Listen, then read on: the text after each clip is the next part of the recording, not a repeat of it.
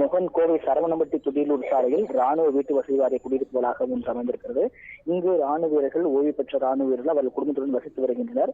இந்நிலையில் இந்த குடியிருப்பில் வசித்து வரும் பிரசாந்த் என்பவரின் மூத்த மகன் ஜியான்ஸ் ரெட்டி 6 வயது அவருக்கு, அதே போல பாலச்சந்திரன் என்பவரின் மகள் பிரியா 8 வயது. இந்த அந்த குழந்தைகளும் நேற்று மாலை அங்குள்ள பூங்காவில், அந்த குடியிருப்பு வளாக இருக்கக்கூடிய பூங்காவில் நேற்று மாலை ஒரு 6:30 மணி அளவில் விளையாண்டு இருக்காங்க. இந்த நிலையில அந்த சறுக்கோலை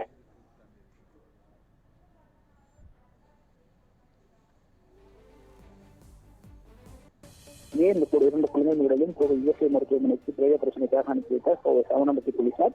இந்த சம்பவம் தொடர்பாக 174 என்ற இயற்கைக்கு சந்தேகத்தை இந்த சட்டத்தின் கீழ் வழக்கு பதிவு செய்து விசாரணை மேற்கொண்டு வருகின்றனர். தற்போது இந்த இரு குழந்தைகள் உடலும் பிரேத பரிசோதனை முடிந்த பின்பு அவங்களுடைய இல்லத்திற்கு அனுப்பி வைக்கப்பட்டிருக்கிறது. இதனிடையே இந்த சம்பவம் தொடர்பாக சரவணம்பட்டி போலீசார் ஒரு பக்கம் விசாரணை மேற்கொண்டு வரும் நிலையில் இந்த விபத்து குறித்து, இந்த விபத்து நடந்த இடத்திற்கு இடையே மின்வாரிய அதிகாரிகள் நேரில் போய் ஆய்வு செய்திருந்தனர். இதில் இந்த ஆய்வின் போது ஏற்கனவே இந்த குடியிருப்பு நாள் அஜாக்கிரதையின் காரணமாக இந்த விபத்து ஏற்பட்டிருப்பதாகவும், இந்த குடியிருப்பு வளாகத்தில் குழந்தைகள் பூங்காவின் அடியிலே மின் கேபிள் ஒன்று அமைக்கப்பட்டிருப்பதாகவும், இங்கு தங்களுக்கு தெரியாமையே தெருவிளக்கு அமைக்கப்பட்டு அதன் மூலமாக மின் இணைப்பு ஏற்படுத்தும் அடிப்படையிலே இந்த விபத்து ஏற்பட்டிருப்பதாகவும், இது முழுக்க இந்த குடியிருப்பு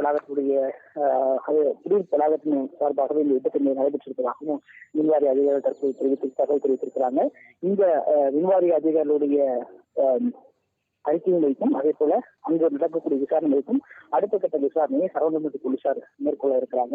தற்போது இந்த இரு குழந்தைகள் உடலும் கோவை இஎஸ்ஐ மருத்துவமனையில பிரேத பரிசோதனை முடிந்து அவருடைய இல்லத்திற்கு அனுப்பி வைக்கப்பட்டிருக்கிறது. இந்த இரு குழந்தைகளும் இந்த மரணம் என்பது கோவை மக்களிடையே ஒரு சோகத்தை ஏற்படுத்தியிருக்கிறது. விவரங்களை வழங்கியதற்கு நன்றி பிரசாந்த்.